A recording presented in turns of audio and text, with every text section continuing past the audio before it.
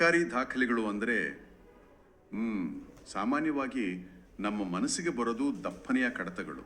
ಹೌದು, ಧೂಳು ಹಿಡಿದ ಫೈಲ್ಗಳು. ಖಂಡಿತ. ಸಾಮಾನ್ಯರಿಗೆ ಸುಲಭವಾಗಿ ಅರ್ಥವಾಗದ ಎಷ್ಟೋ ಕಠಿಣ ನಿಯಮಗಳು ಮತ್ತೆ ನೀರಸ ಅಂಕಿಅಂಶಗಳು ಅಲ್ವಾ? ನಿಜ, ಹೆಚ್ಚಿನವರ ಕಲ್ಪನೆ ಅದೇ ಆಗಿರುತ್ತೆ. ಆದರೆ ಈ ಬಾರಿಯ ಆಳವಾದ ಚರ್ಚೆಗೆ ಸ್ವಾಗತ.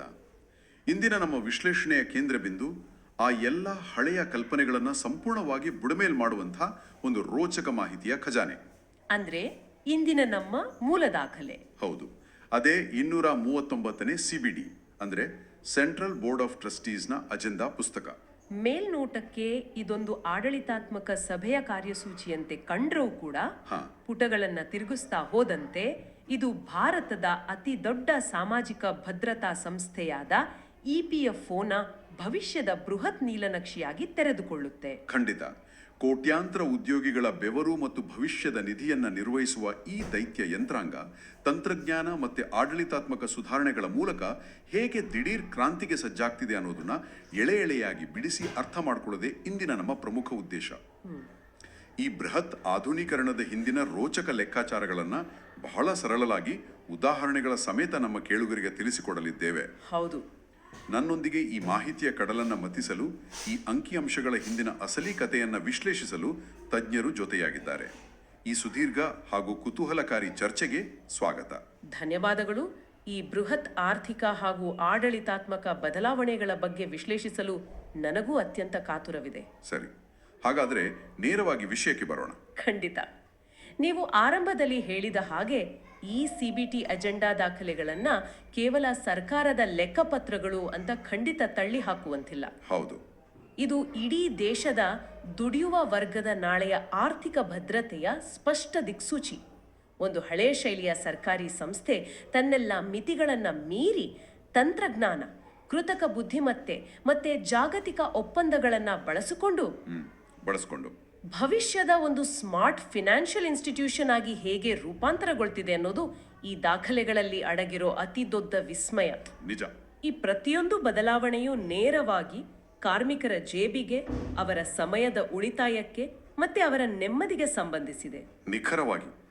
ಈ ದಾಖಲೆಗಳನ್ನ ಓದ್ತಿರುವಾಗ ನನಗೆ ಮೊದಲು ಆಶ್ಚರ್ಯ ತರಿಸಿದ್ದು ಅಂದ್ರೆ ತಂತ್ರಜ್ಞಾನದ ವಿಭಾಗ. ಓ ಹೌದು, ಸಿಟೆಸ್ 2.0. ಅದೇ EPFO ತನ್ನ ಹಳೆಯ ಸರ್ವರ್ಗಳನ್ನ, ಹಳೆಯ ಸಿಸ್ಟಮ್ಗಳನ್ನ ಬಿಟ್ಟು ಈ ಸಿಟಸ್ 2.0 ಅನ್ನೋ ಹೊಸ ಕೇಂದ್ರೀಕೃತ ಡೇಟಾಬೇಸ್ ವ್ಯವಸ್ಥೆಗೆ ಕಾಲಿಡ್ತಿದೆ. ಹೌದು, ಇದನ್ನ ಅಭಿವೃದ್ಧಿಪಡಿಸ್ತಿರೋದು ಸರ್ಕಾರಿ ಸ್ವಾಮ್ಯದ ಪ್ರಖ್ಯಾತ ಸಂಸ್ಥೆ CDAC. ಹೌದು.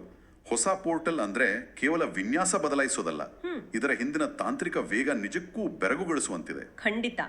ದಾಖಲೆಗಳ ಪ್ರಕಾರ ಈ ಹಿಂದೆ EPFO ಪೋರ್ಟಲ್ ಅನ್ನ ತೆರೆಯಲು ಸರಿಸುಮಾರು 11 ಸೆಕೆಂಡ್ಗಳು ಬೇಕಾಗ್ತಿತ್ತು ಅಂತೆ. ಹೌದು, 11 ಸೆಕೆಂಡ್. ಆದ್ರೆ ಈಗ ಅದನ್ನ ಕೇವಲ 1 ಸೆಕೆಂಡ್ಗೆ ಇಳಿಸಲಾಗಿದೆ. ಒಂದು ಬೃಹತ್ ಸರ್ಕಾರಿ ವೆಬ್ಸೈಟ್ 11 ಸೆಕೆಂಡ್ನಿಂದ 1 ಸೆಕೆಂಡಿಗೆ ಬರೋದು ಅಂದ್ರೆ ಅದರ ಹಿಂದಿನ ತಂತ್ರಜ್ಞಾನದ ಕಸರತ್ತು ಹೇಗಿರ್ಬೋದು? ಇದೊಂದು ಅತ್ಯಂತ ಮಹತ್ವದ ತಾಂತ್ರಿಕ ಜಿಗಿತ ಅಂತಾನೆ ಹೇಳಬಹುದು. ಇದನ್ನ ಅರ್ಥ ಮಾಡಿಕೊಳ್ಳಲು ನಾವು CDN ಅಂದ್ರೆ ಕಂಟೆಂಟ್ ಡೆಲಿವರಿ ನೆಟ್ವರ್ಕ್ ಆಪ್ಟಿಮೈಸೇಷನ್ ಅಂದ್ರೆ ಏನು ಅನ್ನೋದನ್ನ ನೋಡಬೇಕು. ಸರಿ, ಅದನ್ನ ಸ್ವಲ್ಪ ವಿವರಿಸಿ. ಕಲ್ಪನೆ ಮಾಡ್ಕೊಳ್ಳಿ, ನೀವು ಒಂದು ಬೃಹತ್ ಕೇಂದ್ರ ಗ್ರಂಥಾಲಯದಲ್ಲಿ ಒಂದು ನಿರ್ದಿಷ್ಟ ಪುಸ್ತಕವನ್ನ ಹುಡುಕ್ತಿದ್ದೀರಾ. ಓಕೆ. ಆ ಕೇಂದ್ರ ಗ್ರಂಥಾಲಯ ದೆಹಲಿಯಲ್ಲಿದೆ. ಮತ್ತೆ ದೇಶಾದ್ಯಂತ ಲಕ್ಷಾಂತರ ಜನರು ಏಕಕಾಲಕ್ಕೆ ಅಲ್ಲಿಗೆ ಬಂದು ಪುಸ್ತಕ ಕೇಳಿದ್ರೆ ಏನಾಗತ್ತೆ? ದಟ್ಟಣೆ ಹೆಚ್ಚಾಗಿ ವ್ಯವಸ್ಥೆ ಕುಸಿದು ಬೀಳುತ್ತೆ, ಕ್ಯೂ ದೊಡ್ಡದಾಗುತ್ತೆ. ನಿಖರವಾಗಿ. ಇದು ಹಳೆಯ EPFO ಸರ್ವರ್ಗಳ ಕಥೆಯಾಗಿತ್ತು. ಸರ್ವರ್ ಡೌನ್ ಆಗೋದು, ಪೇಜ್ ಲೋಡ್ ಆಗದಿರೋದು ದಿನನಿತ್ಯದ ಘೋಳಾಗಿತ್ತು. ಹೌದು, ಎಷ್ಟೋ ಜನ ಕಂಪ್ಲೇಂಟ್ ಮಾಡ್ತಿದ್ರು. ಆದ್ರೆ ಈಗ CDN ತಂತ್ರಜ್ಞಾನದ ಮೂಲಕ ಆ ಕೇಂದ್ರ ಗ್ರಂಥಾಲಯದ ಡಿಜಿಟಲ್ ನಕಲು ಪ್ರತಿಗಳನ್ನ ದೇಶದ ಬೇರೆ ಬೇರೆ ಮೂಲೆಗಳಿರೋ ಸಣ್ಣ ಸರ್ವರ್ಗಾಳಿ ಹಂಚಲಾಗುತ್ತದೆ. ಅಂದ್ರೆ ವಿಕೇಂದ್ರೀಕರಣ. ಹೌದು. ಇದರಿಂದ ಬೆಂಗಳೂರಿನಲ್ಲಿರೋ ಉದ್ಯೋಗಿ ಪೋರ್ಟಲ್ ತೆರೆದಾಗ ಡೇಟಾ ದೆಹಲಿಯಿಂದ ಬರೋ ಬದಲು ಹತ್ತಿರದ ಸರ್ವರ್ನಿಂದಲೇ ಕ್ಷಣಾರ್ಧದಲ್ಲಿ ಲೋಡ್ ಆಗುತ್ತೆ. ಅದ್ಭುತ.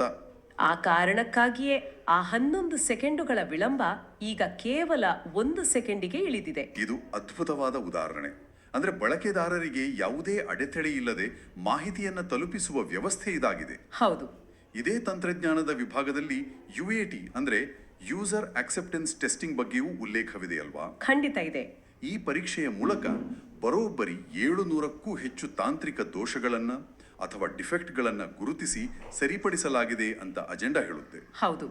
ಯಾವುದೇ ಹೊಸ ತಂತ್ರಾಂಶವನ್ನ ಸಾರ್ವಜನಿಕ ಬಳಕೆಗೆ ಬಿಡುವ ಮುನ್ನ ಮಾಡುವ ಒಂದು ಡ್ರೆಸ್ ರಿಹರ್ಸಲ್ ಇದ್ದ ಹಾಗೆ ಇದೆ ಇದು. ಹೌದು.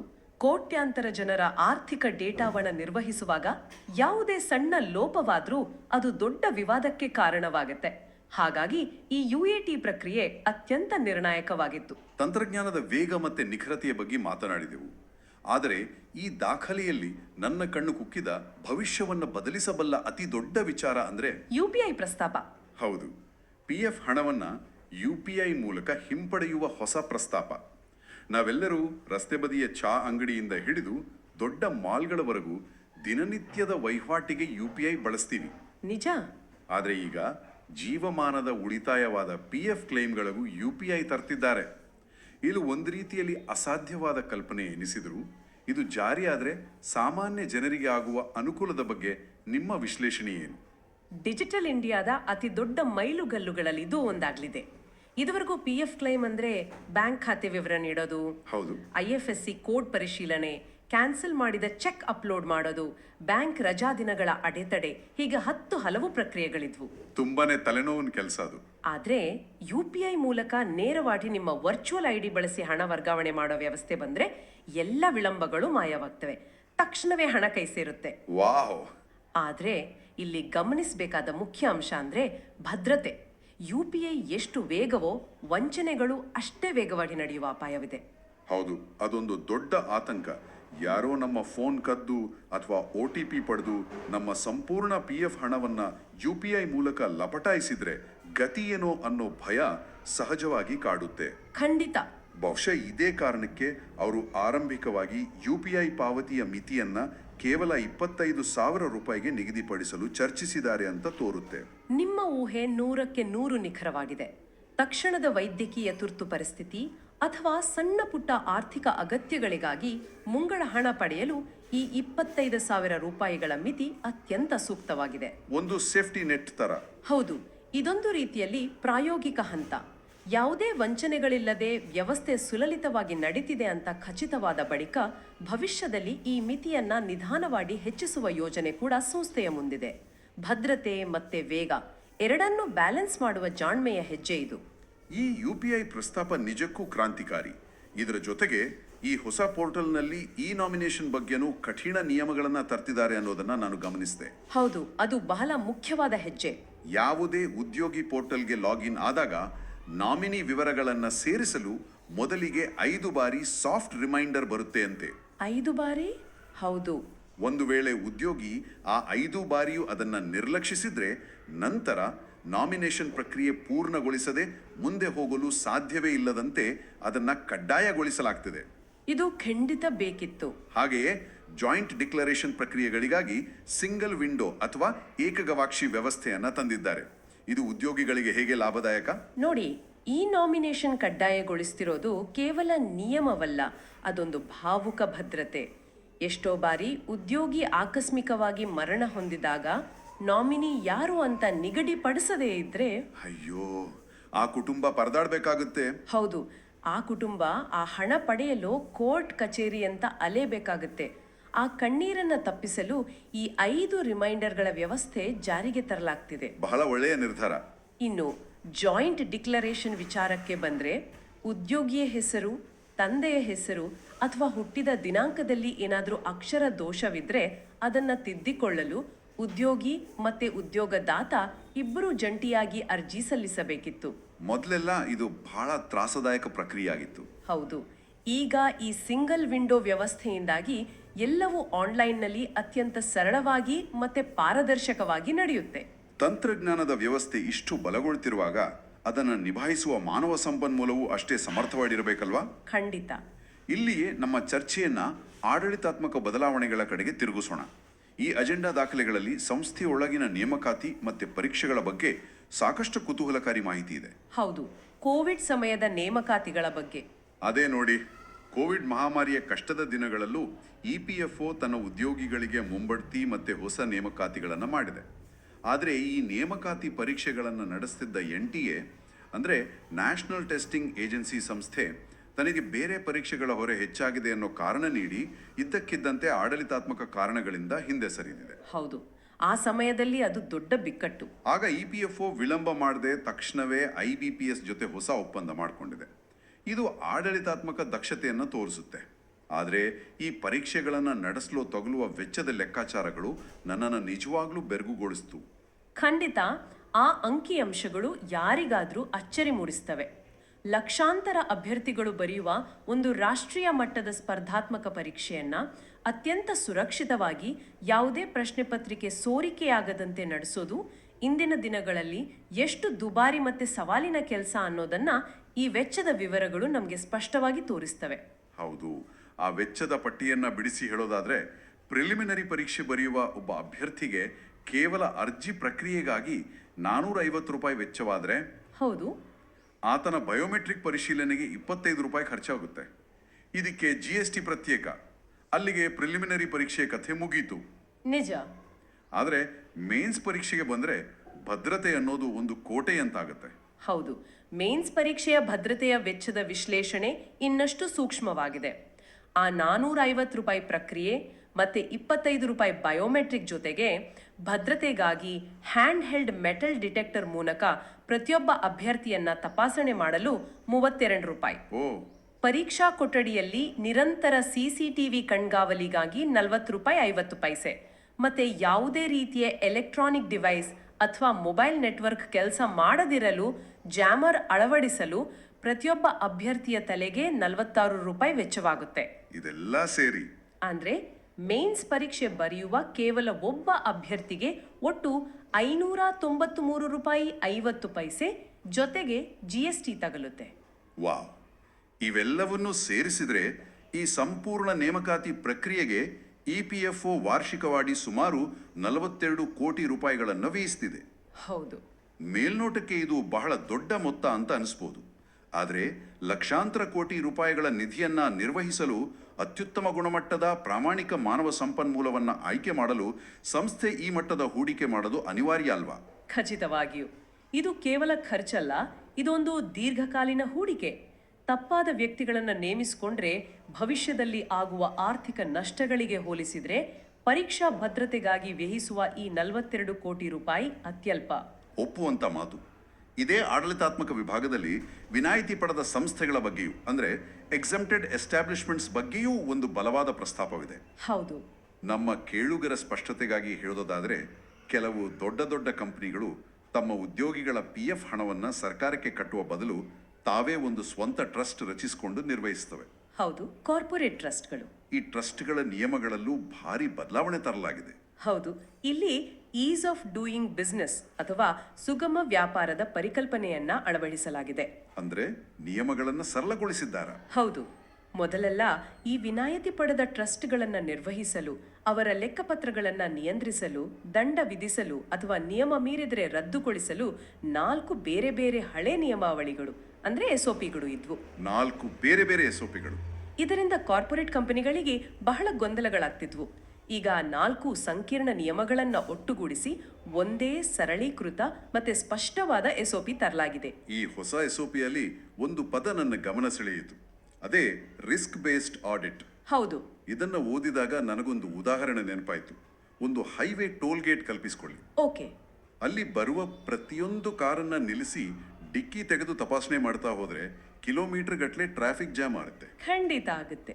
ಅದರ ಬದಲು ನಿಯಮಿತವಾಗಿ ಸಂಚರಿಸುವ, ಸರಿಯಾಗಿ ಟೋಲ್ ಕಟ್ಟುವ ಕಾರುಗಳಿಗೆ ಫಾಸ್ಟ್ಯಾಗ್ ನೀಡಿ ನೇರವಾಗಿ ಹೋಗಲು ಬಿಟ್ಟು ಕೇವಲ ಅನುಮಾನಾಸ್ಪದ ವಾಹನಗಳನ್ನು ಮಾತ್ರ ತಡೆದು ನಿಲ್ಲಿಸಿ ತಪಾಸಣೆ ಮಾಡಿದ್ರೆ ಎಷ್ಟು ಸಮಯ ಉಳಿಯುತ್ತೆ? ಹೌದು, ಈ ರಿಸ್ಕ್ ಬೇಸ್ಡ್ ಆಡಿಟ್ ಕೂಡ ಇದೇ ರೀತಿ ಕೆಲಸ ಮಾಡುತ್ತೆ ಅಲ್ವಾ? ಎಂಥ ಅದ್ಭುತವಾದ ಹೋಲಿಕೆ.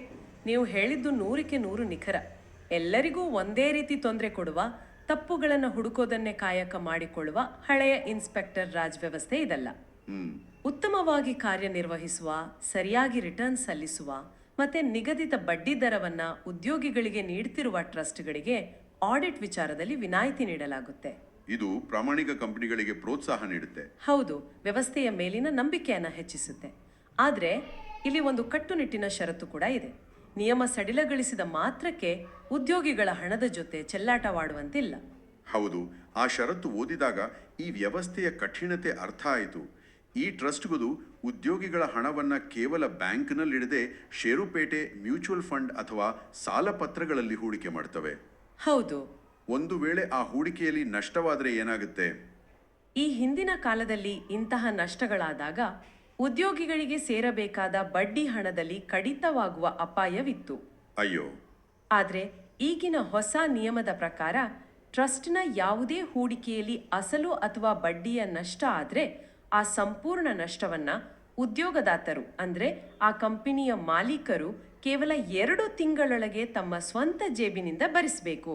ವಾವ್, ಇದನ್ನು ಸ್ಟ್ರಿಕ್ಟ್ ಆಗಿದೆ.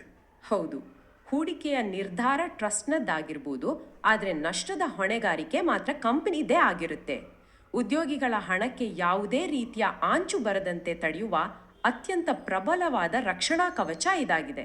ಇದು ನಿಜಕ್ಕೂ ದುಡಿಯುವ ವರ್ಗಕ್ಕೆ ದೊಡ್ಡ ನೆಮ್ಮದಿಯ ವಿಚಾರ. ಲಾಭ ಬಂದ್ರೆ ಟ್ರಸ್ಟ್ಗೆ, ನಷ್ಟವಾದ್ರೆ ಉದ್ಯೋಗಿಗೆ ಅನ್ನೋ ಅನ್ಯಾಯ ಇಲ್ಲಿ ನಡೆಯೋದಿಲ್ಲ. ಖಂಡಿತ ಇಲ್ಲ. ಸರಿ, ಈಗ ಆರ್ಥಿಕ ನಿರ್ವಹಣೆ ಮತ್ತೆ ಹೂಡಿಕೆಯ ತಂತ್ರಗಳ ಬಗ್ಗೆ ಮಾತನಾಡೋಣ. ಇಲ್ಲಿಯೇ ಅಜೆಂಡಾದ ಅತ್ಯಂತ ರೋಚಕ ವಿಚಾರ ತೆರೆದುಕೊಳ್ಳೋದು. ಹೌದು, ಆ ಬಿಡಿಂಗ್ ಪ್ರಕ್ರಿಯೆ. ಅದೇ, ಕೋಟ್ಯಾಂತರ ರೂಪಾಯಿ ನಿಧಿಯನ್ನ ನಿರ್ವಹಿಸಲು ಇಪಿಎಫ್ಒ ಪೋರ್ಟ್ಫೋಲಿಯೋ ಮ್ಯಾನೇಜರ್ಗಳನ್ನು ನೇಮಿಸುತ್ತೆ. ಈ ನೇಮಕಾತಿ ಪ್ರಕ್ರಿಯೆಯಲ್ಲಿ ನಡೆದ ಆರ್ಥಿಕ ಲೆಕ್ಕಾಚಾರದ ಬಿಡಿಂಗ್ ಪ್ರಕ್ರಿಯೆ ಒಂದು ಸಿನಿಮಾ ಥ್ರಿಲ್ಲರ್ನಂತಿದೆ. ಹೌದು. ನಾನು ದಾಖಲೆಯನ್ನು ಓದಿದಾಗ ನನಗೆ ನನ್ನ ಕಣ್ಣುಗಳನ್ನೇ ನಂಬಲಾಗಲಿಲ್ಲ. 4 ಮ್ಯಾನೇಜರ್ಗಳನ್ನು ನೇಮಿಸಿದರೆ ಒಂದು ದರ, 5 ಮ್ಯಾನೇಜರ್ಗಳನ್ನು ನೇಮಿಸಿದರೆ 10 ಪಟ್ಟು ಹೆಚ್ಚಿನ ದರ. ಇದರ ಹಿಂದಿನ ಮರ್ಮವೇನು? ಈ ಲೆಕ್ಕಾಚಾರ ನಿಜಕ್ಕೂ ಹಣಕಾಸು ಜಾಣ್ಮೆಯ ಅತ್ಯುತ್ತಮ ಉದಾಹರಣೆ.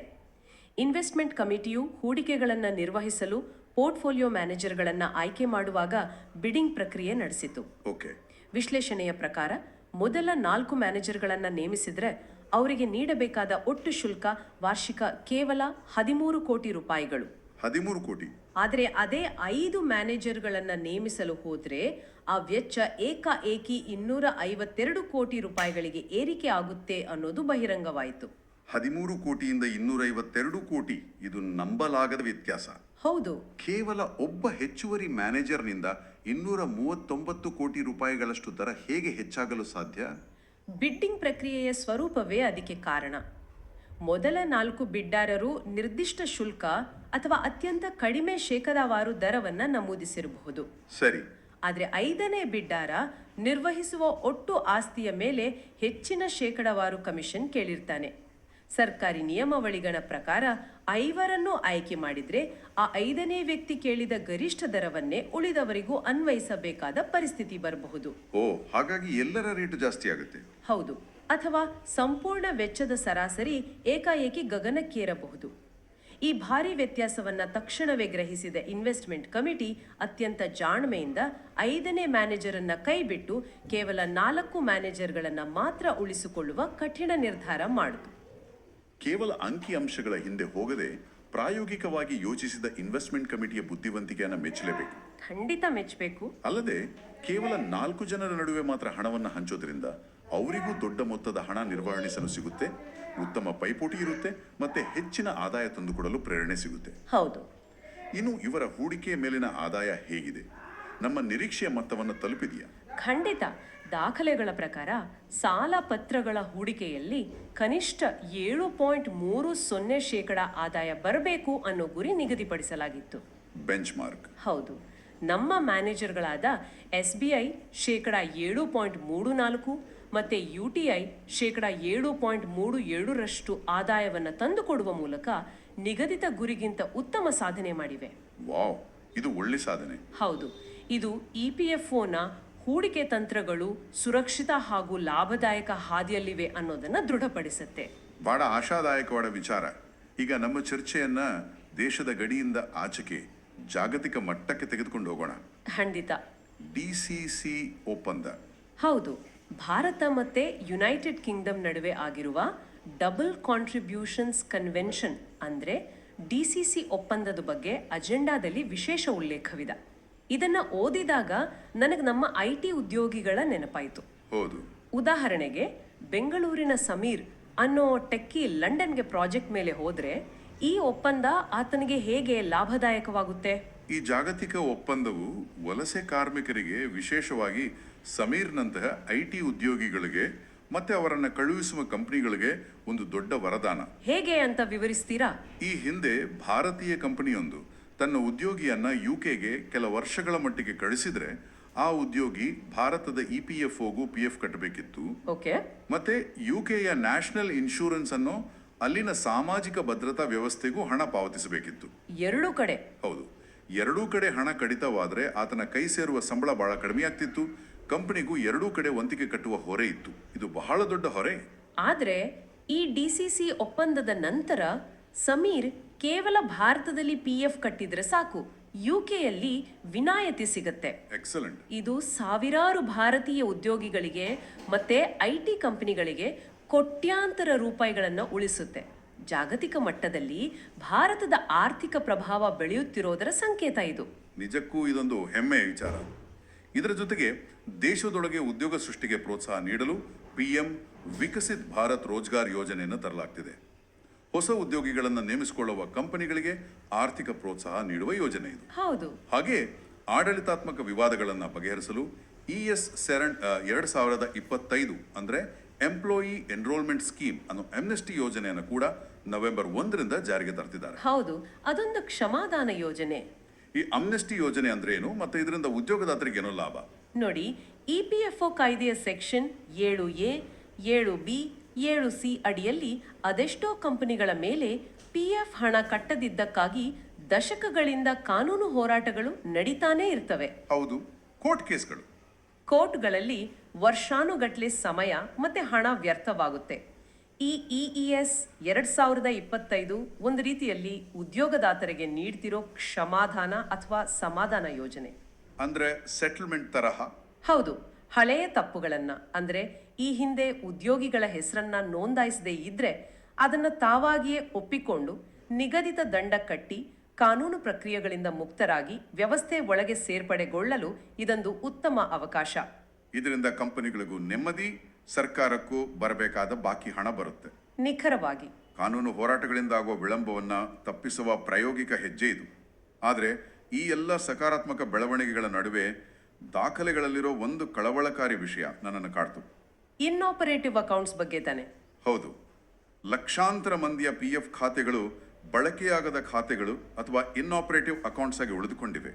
ಅಂದ್ರೆ ಅದೆಷ್ಟೋ ಮಂದಿ ದುಡಿದು ಕೂಡಿಟ್ಟ ಹಣ ಅಲ್ಲೇ ಅನಾಥವಾಗಿ ಬಿದ್ದಿದೆ. ಅದನ್ನು ಕೇಳೋರಿಲ್ಲ. ಕಷ್ಟಪಟ್ಟು ದುಡಿದ ಹಣ ಹೀಗೆ ಯಾಕೆ ಉಳಿಯುತ್ತೆ? ಮತ್ತಿದನ್ನು ಸರಿಪಡಿಸಲು EPFO ಏನ್ ಮಾಡ್ತಿದೆ? ಇದು ಭಾವನಾತ್ಮಕವಾಗಿಯೂ ಬಹಳ ಗಂಭೀರವಾದ ವಿಚಾರ. ಅನೇಕ ಉದ್ಯೋಗಿಗಳು, ವಿಶೇಷವಾಗಿ ಅಸಂಘಟಿತ ವಲಯದ ಕಾರ್ಮಿಕರು ಕೆಲಸ ಬಿಟ್ಟಾಗ, ಊರು ಬದಲಿಸಿದಾಗ ಅಥವಾ ಅಕಾಲಿಕ ಮರಣ ಹೊಂದಿದಾಗ ಅವರ ಹಳೆಯ PF ಖಾತೆಯ ಬಗ್ಗೆ ಯಾರಿಗೂ ತಿಳಿದಿರೋದಿಲ್ಲ. ಪಾಪ, ಅವರಿಗೆ ಮಾಹಿತಿ ಇರೋದಿಲ್ಲ. ಆ ಹಣ ಹಾಗೇ ಉಳಿದ್ಬಿಡುತ್ತೆ. ಈ ನಿಷ್ಕ್ರಿಯ ಹಣವನ್ನ ಅದರ ನೈಜ ವಾರಸುದಾರರಿಗೆ ತಲುಪಿಸಲು EPFO ಈಗ 3 ಡೈಮೆನ್ಷನಲ್ ಅಥವಾ 3 ಹಂತದ ತಂತ್ರಗಳನ್ನು ಬಳಸ್ತಿದೆ. 3 ಹಂತದ ತಂತ್ರಗಳು ಅವು ಯಾವುವು? ಮೊದಲನೇದಾಗಿ, ಯಾವ ಖಾತೆಗಳು ನಿಷ್ಕ್ರಿಯವಾಗ್ತಿವೆಯೋ ಆ ಉದ್ಯೋಗಿಗಳಿಗೆ ಅಥವಾ ನಾಮಿನಿಗಳಿಗೆ ನಿರಂತರವಾಗಿ SMS ಕಳುಹಿಸಿ ಎಚ್ಚರಿಸೋದು. Okay, direct communication. ಎರಡನೇದಾಗಿ, ಕಾರ್ಮಿಕ ಸಂಘಟನೆಗಳ ಮೂಲಕ ಅಂದ್ರೆ ಟ್ರೇಡ್ ಯೂನಿಯನ್ಸ್ ಮೂಲಕ ಕಾರ್ಮಿಕರ ವಲಯದಲ್ಲಿ ವ್ಯಾಪಕ ಜಾಗೃತಿ ಮೂಡಿಸೋದು. ಸರಿ. ಮತ್ತೆ ಮೂರನೇದಾಗಿ, ಆಯಾ ಕೈಗಾರಿಕಾ ವಲಯದ ಪ್ರಮುಖ 5 ಉದ್ಯೋಗದಾತರನ್ನ ನೇರವಾಗಿ ಸಂಪರ್ಕಿಸಿ ಅವರ ಹಳೆಯ ಉದ್ಯೋಗಿಗಳ ವಿವರಗಳನ್ನ ಪಡೆದು ಹುಡುಕಿ ಹಣವನ್ನ ಹಿಂದಿರುಗಿಸುವ ಪ್ರಾಮಾಣಿಕ ಪ್ರಯತ್ನ ಮಾಡಲಾಗ್ತಿದೆ. ಅಂದ್ರೆ ಕೇವಲ ನಿಯಮಗಳ ಪ್ರಕಾರ ಹಣ ಕತ್ತರಿಸೋದಷ್ಟೇ ಅಲ್ಲ, ಆ ಹಣವನ್ನ ಅದರ ವಾರಸುದಾರರಿಗೆ ಮರಳಿ ಕೊಡುವ ನೈತಿಕ ಜವಾಬ್ದಾರಿಯನ್ನು ಸಂಸ್ಥೆ ಅಚ್ಚುಕಟ್ಟಾಗಿ ನಿರ್ವಹಿಸಲು ಮುಂದಾಡಿದೆ. ಹೌದು, ಇದೊಂದು ಅತ್ಯುತ್ತಮವಾದ ಬೆಳವಣಿಗೆ. ಹಾಗಾದ್ರೆ ಇವೆಲ್ಲದರ ಒಟ್ಟಾರೆ ಅರ್ಥವೇನು? ತಂತ್ರಜ್ಞಾನದ ಅಳವಡಿಕೆಯಿಂದ ಹಿಡಿದು ಅಂತಾರಾಷ್ಟ್ರೀಯ ಒಪ್ಪಂದಗಳವರೆಗೆ ಈ ಇಡೀ 239ನೇ CBT ಎಜೆಂಡಾ ದಾಖಲೆಯೆಲ್ಲ ಓದಿದ ಮೇಲೆ ಈ ಸಂಪೂರ್ಣ ವಿಶ್ಲೇಷಣೆಯ ಸಾರಾಂಶವನ್ನ ನಾವು ಹೇಗೆ ಕಟ್ಟಿಕೊಡ್ಬೋದು? ಈ ಸಂಪೂರ್ಣ ದಾಖಲೆಗಳು ನಮಗೆ ಸ್ಪಷ್ಟ ಮಾಡಿ ಹೇಳುವ ಸಾರಾಂಶ ಒಂದೇ. ಹೇಳಿ. EPFO ಅನ್ನೋದು ಇನ್ನು ಮುಂದೆ ಕೇವಲ ನಮ್ಮ ಪ್ರತಿ ತಿಂಗಳ ಸಂಬಳದಲ್ಲಿ ಒಂದಿಷ್ಟು ಹಣ ಕಡಿತಗೊಳಿಸುವ ಯಾವುದೋ ಮೂಲೆಯಲ್ಲಿರುವ ಹಳೆಯ ಶೈಲಿಯ ಸರ್ಕಾರಿ ಕಚೇರಿಯಾಗಿ ಉಳಿದಿಲ್ಲ. ಹೌದು, ಬದಲಿಗೆ ಒಂದು ಸೆಕೆಂಡಿನಲ್ಲಿ ಕಾರ್ಯನಿರ್ವಹಿಸುವ ಡೇಟಾಬೇಸ್, ಕೃತಕ ಬುದ್ಧಿಮತ್ತೆ ಆಧಾರಿತ ತಾಂತ್ರಿಕ ದೋಷಗಳ ನಿವಾರಣೆ, UPI ಮೂಲಕ ಹಣ ಪಾವತಿ, ದಕ್ಷ ಹೂಡಿಕೆ ತಂತ್ರಗಳು ಮತ್ತೆ ಜಾಗತಿಕ ಮಟ್ಟದ ಒಪ್ಪಂದಗಳ ಮೂಲಕ ಹೌದು, ಇವೆಲ್ಲದರ ಮೂಲಕ ಭವಿಷ್ಯದ ಅತ್ಯಾಧುನಿಕ, ಚುರುಕಾದ, ಸುರಕ್ಷಿತ ಮತ್ತು ಸ್ಮಾರ್ಟ್ ಫಿನಾನ್ಷಿಯಲ್ ಇನ್ಸ್ಟಿಟ್ಯೂಷನ್ ಆಗಿ ಸಂಪೂರ್ಣವಾಗಿ ರೂಪಾಂತರಗೊಳ್ತಿದೆ. ಇದು ನಾಳೆಯ ದುಡಿಯುವ ವರ್ಗಕ್ಕೆ ತಮ್ಮ ಬೆವರಿನ ಹಣ ಎಷ್ಟು ಸುರಕ್ಷಿತ ಕೈಗಳಲ್ಲಿದೆ ಅನ್ನೋ ಅಗಾಧವಾದ ಭರವಸೆಯನ್ನ ನೀಡುತ್ತೆ. ಅತ್ಯುತ್ತಮವಾದ ವಿಶ್ಲೇಷಣೆ. ಈ ಬೃಹತ್ ಆಡಳಿತಾತ್ಮಕ ದಾಖಲೆಗಳ ಹಿಂದಿರೋ ಮಾನವೀಯ ಮತ್ತೆ ಆರ್ಥಿಕ ಮುಖವನ್ನ ನೀವು ಬಹಳ ಸುಂದರವಾಗಿ ಬಿಡಿಸಿಟ್ಟಿದ್ದೀರಿ. ಧನ್ಯವಾದಗಳು. ಕಾರ್ಯಕ್ರಮ ಮುಗಿಸುವ ಮುನ್ನ ಈ ದಾಖಲೆಗಳಾಚೆಗಿನ ಒಂದು ಕುತೂಹಲಕಾರಿ ವಿಚಾರವನ್ನ ನಮ್ಮ ಒಟ್ಟಾರೆ ಚಿಂತನೆಗೆ ಬಿಡಲು ಬಯಸ್ತೀನಿ. ನಮ್ಮ ದೈನಂದಿನ ಜೀವನದಲ್ಲಿ ತಂತ್ರಜ್ಞಾನ ಹೆಣೆದುಕೊಂಡಿರೋ ರೀತಿಯನ್ನು ನೋಡಿದ್ರೆ ಭವಿಷ್ಯದಲ್ಲಿ ಸಾಮಾಜಿಕ ಭದ್ರತೆಯ ಸ್ವರೂಪ ಹೇಗಿರಬಹುದು? ಅದೊಂದು ಪ್ರಚೋದನಾತ್ಮಕ ಚಿಂತನೆಯಾಗಲಿ. ಸಾಮಾಜಿಕ ಭದ್ರತೆ ಎಂದ್ರೆ ಕೇವಲ ನಿವೃತ್ತಿಯವರೆಗೆ ಕಾಯುವ ಒಂದು ಲಾಕ್-ಇನ್ ವ್ಯವಸ್ಥೆ ಅನ್ನೋ ಕಾಲವೊಂದಿತ್ತು. ಹೌದು, ವಯಸ್ಸಾದ ಮೇಲೆ ಮಾತ್ರ ಸಿಗುವ ಹಣ ಅಂತ. ಒಮ್ಮೆ ಹಣ ಕಟ್ಟಿದ್ರೆ 60 ವರ್ಷ ವಯಸ್ಸಾದ ಮೇಲೆಯೇ ಅದು ಕೈ ಸೇರೋದು ಅನ್ನೋ ಅಸಹಾಯಕ ಭಾವನೆ ಇತ್ತು. ಆದ್ರೆ ಇಂದು ನಾವು ಚರ್ಚಿಸಿದ ವಿಚಾರಗಳನ್ನ ಗಮನಿಸಿ. ಹೌದು, ತುರ್ತು ಪರಿಸ್ಥಿತಿಗೆ UPI ಮೂಲಕ PF ಹಣ ಪಡೆಯುವ ಪ್ರಸ್ತಾಪವಿದೆ. ಕೇವಲ 1 ಸೆಕೆಂಡಿನಲ್ಲಿ ನಮ್ಮ ಸಂಪೂರ್ಣ ಆರ್ಥಿಕ ಡೇಟಾ ಬೆರಳು ತುದಿಗೆ ಸಿಗುವ ವ್ಯವಸ್ಥೆ ಬರ್ತಿದೆ. ಮತ್ತೆ ನಾವು ಕೆಲಸಕ್ಕಾಗಿ ಯುರೋಪ್ ಹೋದ್ರೂ ನಮ್ಮ PF ಖಾತೆ ನಮ್ಮ ನೆರಳಿನಂತೆ ಜೊತೆಯೇ ಬರುವ ಜಾಗತಿಕ ವ್ಯವಸ್ಥೆ ನಿರ್ಮಾಣ ಆಗ್ತಿದೆ. Global mobility. ಹೌದು. ಹಾಗಾದ್ರೆ ಭವಿಷ್ಯದಲ್ಲಿ ಏನಾಗಬಹುದು? ಮುಂದಿನ ದಿನಗಳಲ್ಲಿ ನಮ್ಮ ಸಾಮಾಜಿಕ ಭದ್ರತೆ ಅನ್ನೋದು ಕೇವಲ ವಯಸ್ಸಾದ ಕಾಲದ ನಿವೃತ್ತಿ ನಿಧಿಯಾಗಿ ಮಾತ್ರ ಉಳಿಯದೆ ಒಂದು ದೈನಂದಿನ ಡಿಜಿಟಲ್ ಕರೆನ್ಸಿಯಂತೆ ನಮ್ಮ ಸ್ಮಾರ್ಟ್ಫೋನ್ನಲ್ಲಿಯೇ ಅಗತ್ಯಕ್ಕೆ ತಕ್ಕಂತೆ ವಹಿವಾಟು ನಡೆಸುವಂತಾದ್ರೆ ಹೇಗಿರಬಹುದು? ವಾವ್! ಬ್ಯಾಂಕ್ ಅಕೌಂಟ್ ಮತ್ತೆ PF ಅಕೌಂಟ್ ನಡುವಿನ ಗೆರೆ ಅಳಿಸಿ ಹೋದ್ರೆ ಹೇಗಿರಬಹುದು? ಒಮ್ಮೆ ಯೋಚಿಸಿ. ತಂತ್ರಜ್ಞಾನವು ಕೇವಲ ಆಡಳಿತವನ್ನಲ್ಲ, ನಮ್ಮ ಆರ್ಥಿಕ ಸ್ವಾತಂತ್ರ್ಯದ ಸ್ವರೂಪವನ್ನೇ ಮರುವ್ಯಾಖ್ಯಾನಿಸುತ್ತಿದೆ. ಎಂಥ ಅದ್ಭುತವಾದ ಆಲೋಚನೆ.